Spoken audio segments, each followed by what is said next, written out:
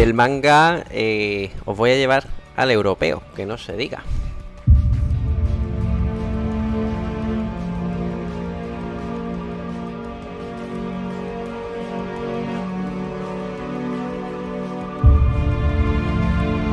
Y es que hace poco me llamó la atención un título que venía firmado por Desberg, el que ya he hablado con esa reseñita de Volage, y de Chaiko, que Oli lo conocerá seguramente por ese El Rey Mono. Y os voy a hablar de Shane. Y no os voy a hablar de consejos de cómo poder comprar bisutería a precios de risa. Mierda. Vaya, lo siento.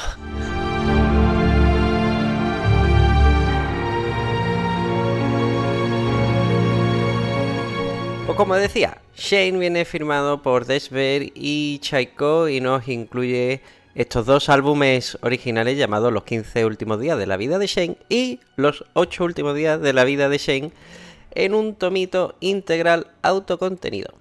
En esta historia se nos va a introducir en un mundo de corte medieval, con régimen feudal, lo típico que ya todos conocemos, donde el rey y su grupo de nobles de la corte pues han desaparecido de buenas a primeras sin dejar rastro alguno.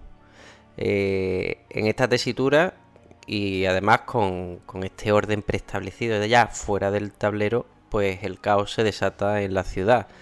Comienzan una sucesión de matanzas, raptos, violaciones, saqueos y una cosa que me recordó, Oli, esa anécdota que me comentaste, no sé qué ciudad europea donde había jaurías de perros que se comían a las personas, pues aquí también vamos a tener jaurías de perros que se vuelven locas y empiezan a comerse a la gente. Qué maravilla. ¿Solo se ve en Europa o en Resident Evil? No te voy a esposear porque eso fue en aquella despedida de soltero, así Exacto. que Que no era mía, pero sí. Bueno, pues este es el marco donde vamos a conocer a un grupo coral de personajes, donde aunque la obra tome el nombre de uno de ellos, todos vienen a estar igual de desarrollados y a transmitir pues una misma sensación de peso en la historia. Por lo tanto, vamos a tener a Shane, una antigua guerrera que estaba al servicio real y ahora se encuentra retirada y ha cumplido su sueño de comprar una casa y vivir tranquila. Vamos a tener a una especie de maestro de las aves llamado Leander, que quiere salvar a la bandada que ha entrenado y que considera su familia. Vamos a tener a Tetra, una niña esclava destinada a convertirse en una esclava de placer en la corte. Vamos a tener también a Shelter, una oráculo venida a menos que al parecer no es muy ducha en aquello de averiguar el porvenir. Y por último vamos a tener una bestia de la raza conocida aquí como Lingual, que ha sido maltratada y encarcelada por los caballeros de la corte. Así que vamos a tener este tipo de grupo de personajes variopintos que se juntan. Y como decía, todos ellos pues van a cruzar sus caminos en medio de esta debacle y darán con el misterio que se oculta tras la desaparición pues del rey y su corte. Resulta que han aprovechado el amparo de la noche, han huido en una embarcación al conocer la noticia de que una estrella va a caer del cielo y arrasará pues todo el mundo conocido. Es decir, nos encontramos aquí ante una catástrofe de dimensiones colosales y básicamente el rey lo que ha hecho es un sálvese quien pueda y ahí os quedáis pringados. Así que este grupo que se junta se entera de ello y empieza una especie de pues eso, un road trip pero sin coche, en el que todos van juntos buscando al rey, porque saben que donde vaya el rey se van a poder salvar.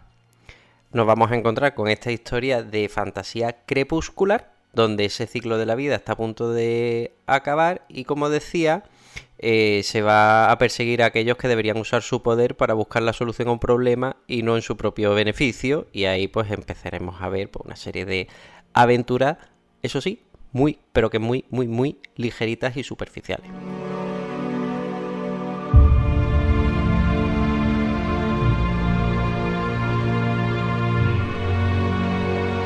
Este Shane, por lo tanto, es una obra de fácil lectura, que yo creo que a pesar de contar una historia que puede parecer interesante, tener una premisa pues que puede estar bastante chula, en mi opinión no se aprovecha la ocasión para ahondar de manera más atractiva en estas cosas, ¿no? En una situación en la que todos los personajes pues están, como podemos ver, abocados a un destino fatal, y esto pues podría dar bastante juego. Pero es que en su lugar se nos ofrecen pues pinceladillas, ¿no? Sobre pues sus anhelos, sus deseos, sus miedos, esos arrepentimientos que van arrastrando, ¿no? Y todo esto pues me queda, a mi parecer, en una especie de ejercicio pues un poquito insípido.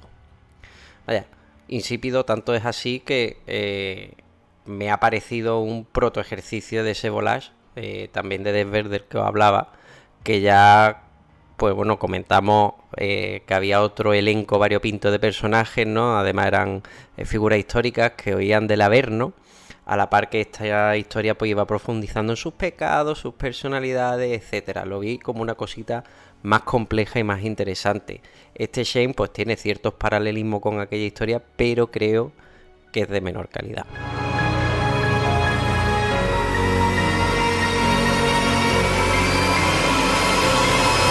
En el apartado visual yo creo que no le podemos poner mucha pega a Chaiko, porque este es el que viene aquí a salvar la papeleta de la historia que nos quería contar Desver, que como digo queda muy insulsa y nos ofrece pues un aspecto gráfico bastante rico, con un diseño de personajes muy notable, que yo creo que viene a representar muy bien pues ese aspecto que tenía que tener la gente en una época feudal medieval.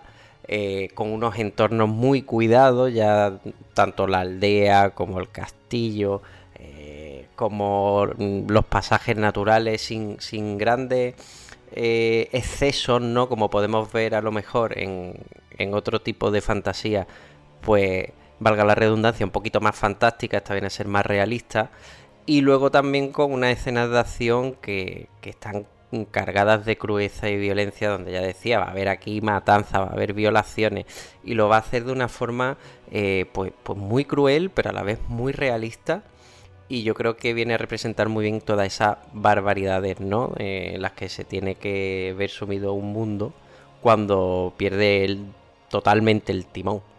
Y ya, pues la guinda del pastel viene a ser el color. Yo creo que la paleta de colores es sublime, y yo creo que el aspecto visual es el fuerte de una historia que flaquea en cuanto a profundidad de guión.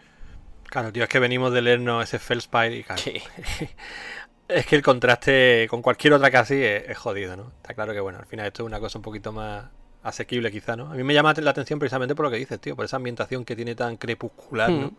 Tan ruinosa, por decirlo alguna palabra más llana.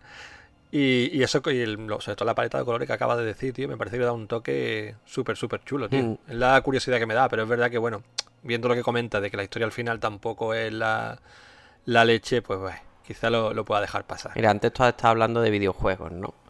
Pues tú pon que Felspire es la historia principal y Shane es una misión secundaria de un DLC. Captada la idea, correcto. Sí. Muchas veces tan guay, ¿eh? Pero a ver, pero no es un DLC de The Witcher 3. O sea, no es una secundaria de The Witcher 3 que le da 1000 patadas a cualquier misión principal de muchos juegos. Esto es una secundaria de estas del típico que te han colado ahí, que dices tú, mira, me la podía haber saltado perfectamente. Claro. Pues un poquito así.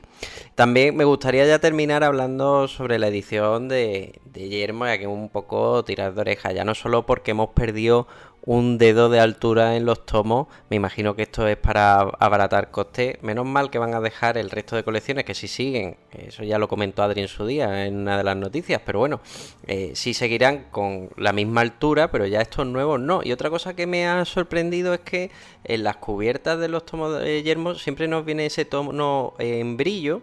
En este caso se han decantado por un tono mate, que junto con lo que viene a ser la composición de la portada, es que no es por desmerecer a otras editoriales, pero no me parece a la altura de Yermo esta edición, la verdad. Me ha dejado como muy frío, muy como si, yo qué sé, típico europeo de editorial de tercera regional, ¿sabes? No sé. La verdad es que me ha defraudado un poquito en cuanto al tema edición.